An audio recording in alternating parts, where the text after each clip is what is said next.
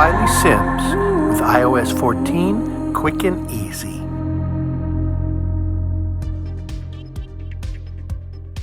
First, we'll go to Settings. Then, scroll down, Accessibility. The button looks like this. Then, under Physical and Motor, you click on Touch, and then scroll to the very bottom where it says Back Tap.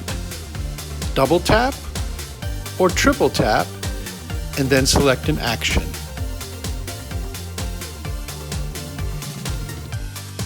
And that's it.